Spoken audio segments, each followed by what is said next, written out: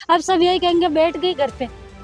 उस समाज के अंदर जो समाज मेरा स्वागत कर रहा था वही समाज आज मुझे हीन दृष्टि से देख रहा है। और ये किसकी वजह से देख रहा है, ये इसमें मेरी क्या गलती है, आप ये बताइए। बच्चों को पढ़ाएंगी कि खुद पढ़ेंगी, ये आप सोच के देखो। बोलते कांग्रेस ने ये किया, बीजेपी ने क्या, हमें कोई मतलब नहीं है भाई तुम्हारी कांग्रेस क्या करे, कांग्रेस क्या नहीं करे। तुम्हारे हनुमान बेनीवाल को वोट के चक्कर में धरना दे, रैली दे। भाई हनुमान बेनीवाल ने एग्जाम दी थी क्या? वो इस एग्जाम में 50,000 भी लेते ना तो भी हनुमान बेनीवाल जिंदगी भर सेलेक्ट नहीं होता। उसकी कितनी औकात है। वीडियो का पेपर क्लियर था, आरएस मेंस दे के आए, इसका मतलब सब में फर्जीवाड़ा करके आए हैं कि हम लोग। और सिस्टम की गलती, हमारी क्या गलती है बताओ भाई? सिस्टम का फेल ये बता रहे 35 दिन पहले गोपनीयता भंग हो गए तो पहले ही रद्द कर देते ना। हमारी उस वक्त तो तैयारी थी ना, तो हम और भी कर पाते ना। नौकरी लगने के बाद सबसे बड़े विडंबना तो ये है कि हम सही हो के लोग हमें ऐसे देखते कि ये तो फर्जी है। कौन से मजाक उड़ाते हैं, खुद के कांस्टेबल है ना इस भर्ती के, हम थानेदार के लायक थे इसलिए हम थानेदार बने। ये रद्द करवाने के चक्कर में जिन्होंने धरने दिए हैं, इनसे कोई जाके पूछे सीईटी तो क्लियर रखे इनका, इनसे फिजिकल ना टूटे, सीईटी ना टूटे।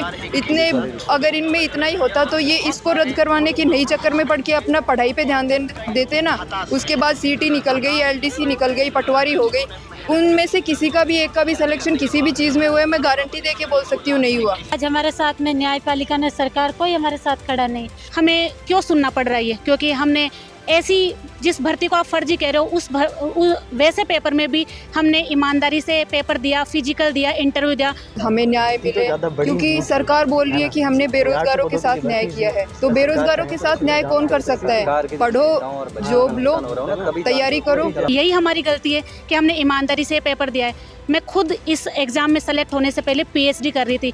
आज मेरे पास डॉक्टरेट की उपाधि है, पर डॉक्टरेट की उपाधि होने के बाद भी लोग मुझे ऐसे देखते हैं कि पता नहीं मैंने कौन सा बड़ा अपराध कर दिया है। ऋषिमन हो गया और उस पूरी जाति में मैं अकेली लड़की सेलेक्ट हुई। पूरी जाति वाले, जब मैं सेलेक्ट हुई थी पूरी जाति वाले आए थे। अब वो समाज मुझे किस नजरिए से देखेगा? लोग मुझे ऐसे देखते हैं कि पता नहीं मैंने कौन सा बड़ा अपराध कर दिया है। मेरे मदर नहीं है, मेरे पापा से मुझसे नजरें नहीं मिलाई जा रही मेरे पापा से।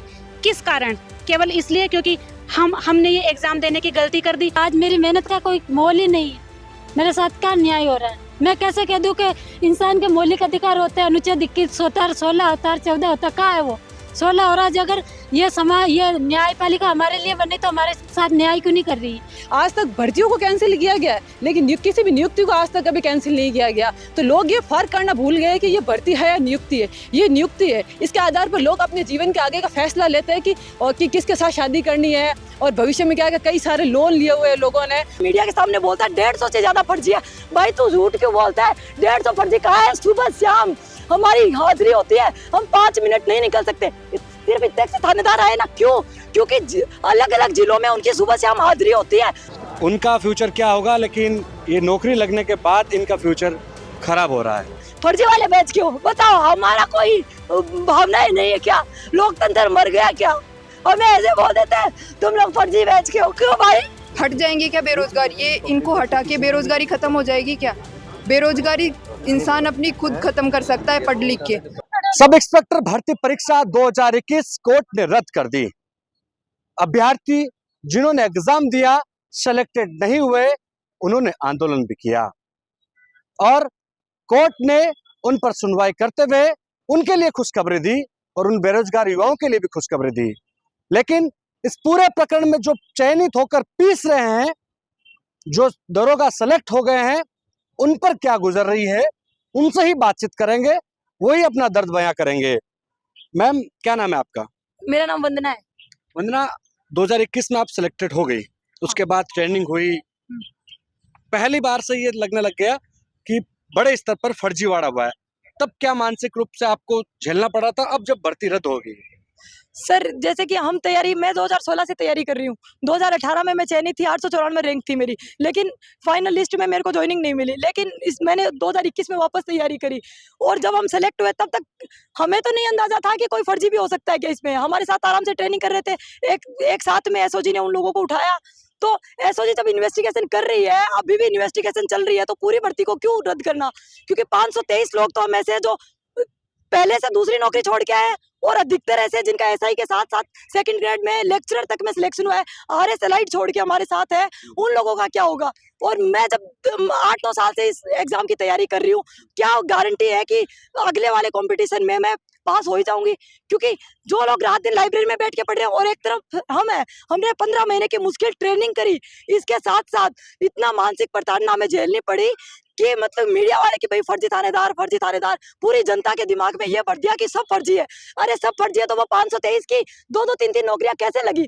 859 ही तो वैकेंसी थी, 523 तो ऐसे जो 2-2 3-3 में सिलेक्ट हुए, और इसके साथ में बहुत सारे लोग ऐसे हैं जो लेक्चरर छोड़ी, उन्होंने RS छोड़ी। तो क्या प्रूफ है आपके पास? डिप्टी हमारे साथ वाले एडिस डिप्टी बने हैं, कितने सारे SDM में बने हैं, सरता मैडम जैसे हमारे साथ बैच के 3-4 वो बने हैं, तहसीलदार बने हैं। तो अगर हम सारे गलत होते हैं तो वो क्यों बनते हैं?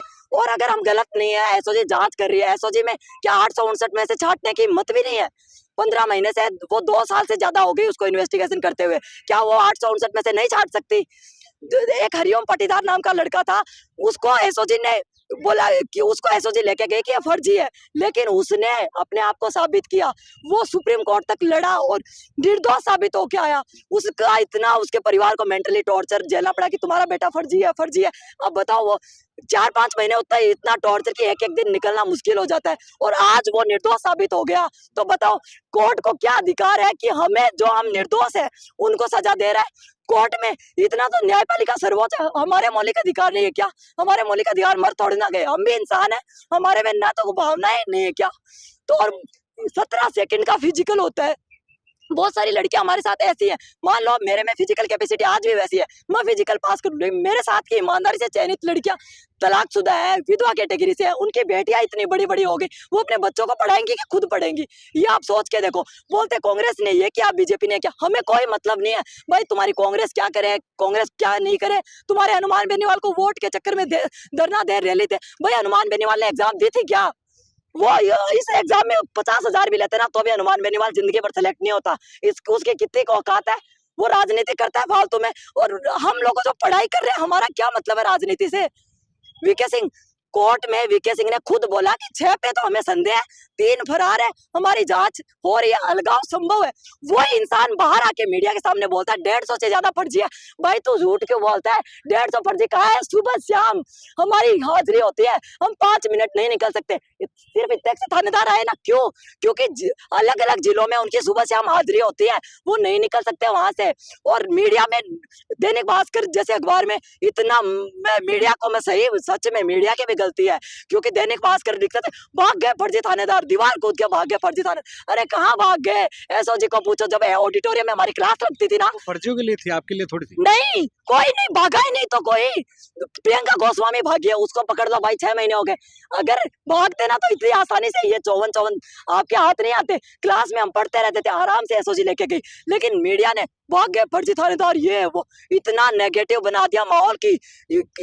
हनुमान बेनीवाल बोलता है कोई 10-15 सही होंगे, बाकी सब फर्जी है। तो भाई हम फर्जी है ना, तो 523 जने को सरकार ने पहले 2-2 3-3 नौकरियां क्यों दी? सरकार की गलती है ना। पहले भी SI का एग्जाम दिया था। SI का एग्जाम 2016 में दिया था, 894 रैंक थी, मैंने सोचा मेरा नंबर आ जाएगा, उसमें नहीं हुआ, तब खूब रोए हम। लेकिन 2021 की तैयारी करी, फिजिकल की रात दिन तैयारी करी, छुट्टी ले लेके पहले वाली नौकरी से मैंने तैयारी की, और अब बोल रहे 2025 में एग्जाम दो, 2030 तक हमारी ज्वाइनिंग आएगी। क्यों वैसे रोना पड़ा? अब नौकरी लगने के बाद, नौकरी लगने के बाद सबसे बड़े विडंबना तो ये है कि हम सही होके लोग हमें ऐसे देखते कि ये तो फर्जी है।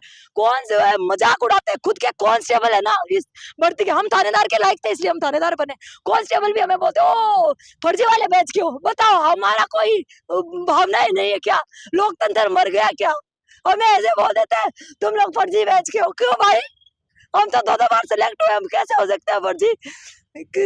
तुम लोगों को दिखाई नहीं देता? ये दर्द है थानेदार बनने के बावजूद ही, जो वर्दी इन्होंने पहनी थी अब वो दीवार पर टंगानी पड़ रही है।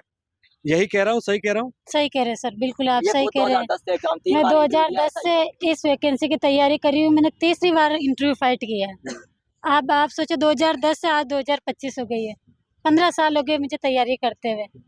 आज मेरी उम्र, इस उम्र में भी अगर मैं 2 साल तक मैंने लगातार मेहनत की, सुबह 4 बजे हम उठते हैं और शाम को 9 बजे तक सोते हैं, रोटी कोई ढंग से खाना नहीं खा पाते, मेंटली प्रेशर इतना, घर का प्रेशर, यहाँ का प्रेशर, वो सब झेल के हमने तैयारी करी। और आज हमारे साथ में न्यायपालिका ने, सरकार कोई हमारे साथ खड़ा नहीं।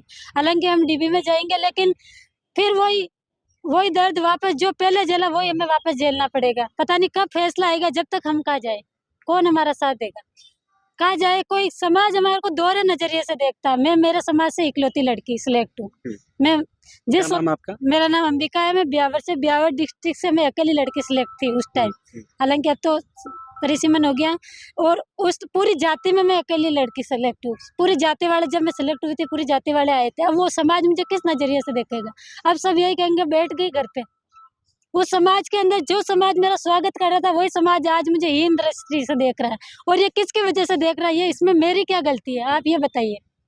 मैंने तो अपनी मेहनत की थी, पूरी मेहनत से सिलेक्ट हुई थी ना मैं, पर आज मेरी मेहनत का कोई मोल ही नहीं है।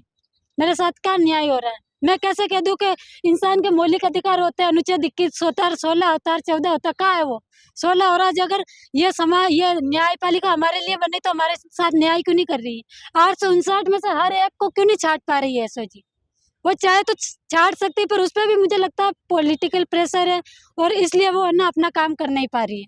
उसे अगर जो संस्था बनाई है उसको हर तरह के पॉलिटिकल प्रेशर से बाहर रह के उसको काम करना चाहिए और हमारे साथ में न्याय करना चाहिए। मेरी ये मांग है आपके माध्यम से। न्याय की उम्मीद लिए है, कल तक सीना तान कर खड़े थे वर्दी पहनकर, आज सिर झुकाना पड़ रहा है, मजबूरी है। जी, हमारी मजबूरी हो चुकी है कि हमने 2021 से लेके और 2023 तक तैयारी की, सिलेक्शन लिया, उसके बाद में हम आरपीए गए, इतनी कठिन ट्रेनिंग की, और आज जब हम ड्यूटी पर जाते हैं तो हमें ये सुनना पड़ता है कि अच्छा ये तो उस विवादित भर्ती से, अच्छा ये तो उस फर्जी भर्ती से। हमें क्यों सुनना पड़ रहा है ये? क्योंकि हमने ऐसी, जिस भर्ती को आप फर्जी कह रहे हो वैसे पेपर में भी हमने ईमानदारी से पेपर दिया, फिजिकल दिया, इंटरव्यू दिया और पास होकर आज हम इस मुकाम पर खड़े। क्या यही हमारी गलती है कि हमने ईमानदारी से पेपर दिया है? मैं खुद इस एग्जाम में सेलेक्ट होने से पहले पीएचडी कर रही थी। आज मेरे पास डॉक्टरेट की उपाधि है, पर डॉक्टरेट की उपाधि होने के बाद भी लोग मुझे ऐसे देखते हैं कि पता नहीं मैंने कौन सा बड़ा अपराध कर दिया है। मेरे मदर नहीं है, मेरे पापा से मुझसे नजरें नहीं मिलाई जा रही मेरे पापा से। किस कारण? केवल इसलिए क्योंकि हमने ये एग्जाम देने की गलती कर दी। जो लोग ये बोल रहे हैं कि 2025 में दोबारा एग्जाम दे के पास हो जाओ, क्या आप ये अनुमान लगा सकते हैं कि जो लोग लगातार लाइब्रेरी में बैठकर इतने घंटे पढ़ाई कर पा रहे हैं? हम लोगों ने ट्रेनिंग में, हमें न्यूज़पेपर पढ़ने तक का टाइम नहीं मिलता था। हम 3 बजे उठ कर फायरिंग में जा रहे थे। हमने पढ़ाई बिल्कुल छोड़ दी थी।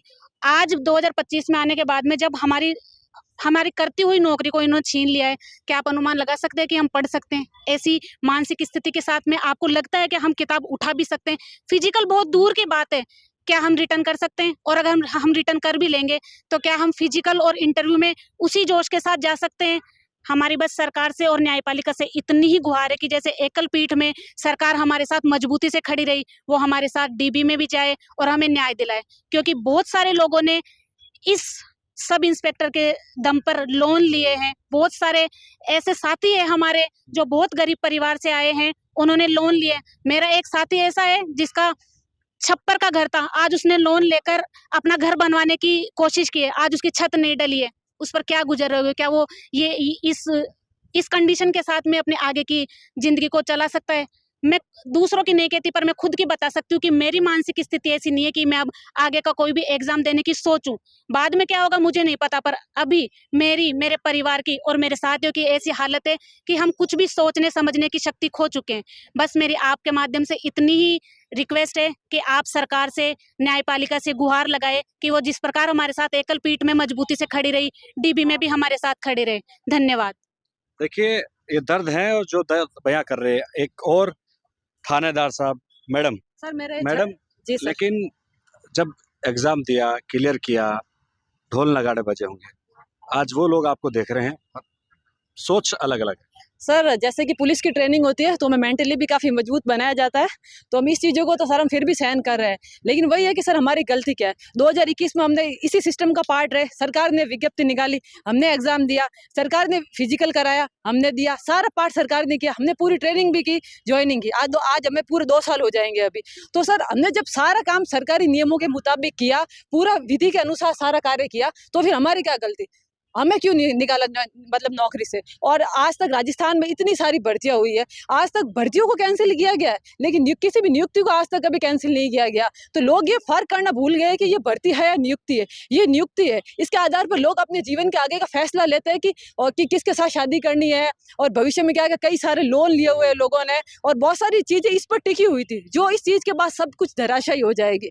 और जैसे कि कुछ लोग दोषी है, जांच एजेंसी अपना काम कर रही है। हम भी चाहते हैं कि जांच एजेंसी है, जिनको पकड़ा है उन्हें बर्खास्त करे, काम करे।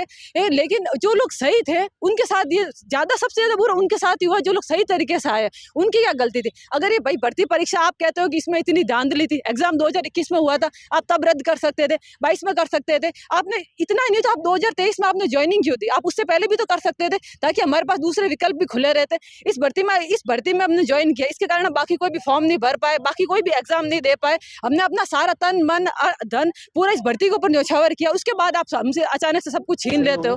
तो सर मुझे ये कहीं भी न्याय संगत नहीं लगता और हमें यही लगता है कि डीबी में हम भी जाएंगे, सरकार हमारा साथ देगी, क्योंकि इससे पहले भी सरकार ने हमारा सिंगल बेंच पे साथ दिया है। बिल्कुल, जो फर्जीवाड़ा और करने वाले जो आरोपी थे वो जेल जाकर भले ही बाहर आ जाएंगे, उनका फ्यूचर क्या होगा, लेकिन ये नौकरी लगने के बाद इनका फ्यूचर खराब हो रहा है।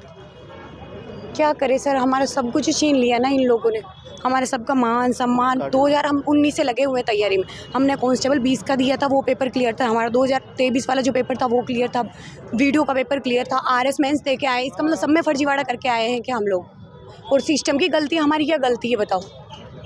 भाई सिस्टम का फेल ये बता रहे 35 दिन पहले गोपनीयता भंग हो गए तो पहले ही रद्द कर देते ना। हमारी उस वक्त तो तैयारी थी ना, तो हम और भी कर पाते ना आगे कुछ। अब आप बोल रहे हो अब आप 4 साल बाद वापस तैयारी करो, क्या आगे गारंटी है कि हम पढ़ पाएंगे और तैयारी कर पाएंगे? हमें 4 साल हो गए पढ़ाई छोड़े हुए। आपको लगता है 20 मिनट तो नहीं जाए, कोई गारंटी नहीं है ना कि अब हम तैयारी करके हम सेलेक्ट हो पाएंगे 2026 की, क्योंकि हमें 4 साल हो गए पढ़ाई छोड़े। वो कौन लौटाएगा हमें? हमारे 5 साल 6 साल जो बर्बाद हुए उनको कौन लौटाएगा? और सरकार बोल रही डीबी में नहीं जाएंगे। क्यों नहीं जाएंगे? हमारे साथ अन्याय हुआ है ना। चालू होने के बाद नहीं। और क्या नहीं, वो जनहित का सोचे तो हम जनहित नहीं है क्या उनका? किसी के साथ कैसे गलत कर सकते हैं? वो न्यायपालिका सब भरोसा करते हैं ना। फिर हमारे साथ तो गलत हुआ, चाहे भले हम तो 100 ही सही है, चाहे हम तो एक ही सही है, लेकिन हमारे साथ तो गलत हुआ है ना। उम्मीद है अभी? उम्मीद है सर, हम तो अपनी तरफ से लड़ेंगे, लेकिन सरकार को भी तो लड़ना चाहिए ना अपनी तरफ से। पढ़ा है वो अभी लड़की बोल रही थी कि पैरवी करनी चाहिए सरकार को, बिल्कुल डबल बेंच में पैरवी करनी, उनको हमारे साथ आना चाहिए ना गवर्नमेंट को।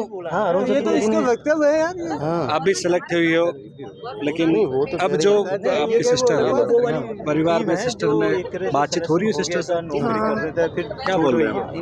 वो खुद भी यही ट्राई कर रहे हैं कि वैसे है ना, हमें न्याय मिले, क्योंकि सरकार बोल रही है कि हमने बेरोजगारों के साथ न्याय किया है। तो बेरोजगारों के साथ न्याय कौन कर सकता है? पढ़ो, जॉब लो, तैयारी करो, सेलेक्ट हो। ऐसे भर्ती रद्द करवाने के चक्कर में आप धरनों में बैठ के जॉब थोड़ी ना मिल जाएगी। और ये जो 700 वैकेंसी आप ऐड कर दोगे, अब SI वाली जो वैकेंसी निकली है उसमें आप इसको ऐड भी कर दोगे, तो क्या गारंटी है इन लोगों को हटा के आप कौन से देश से बेरोजगार हटा दोगे? हट जाएंगे क्या बेरोजगार? ये इनको हटा के बेरोजगारी खत्म हो जाएगी क्या? बेरोजगारी इंसान अपनी खुद खत्म कर सकता है पढ़ लिख के। और ये रद्द करवाने के चक्कर में जिन्होंने धरने दिए हैं, इनसे कोई जाके पूछे CET तो क्लियर रखे इनका, इनसे फिजिकल ना टूटे, CET ना टूटे। अगर इनमें इतना ही होता तो ये इसको रद्द करवाने के नई चक्कर में पढ़ के अपना पढ़ाई पे ध्यान देते ना।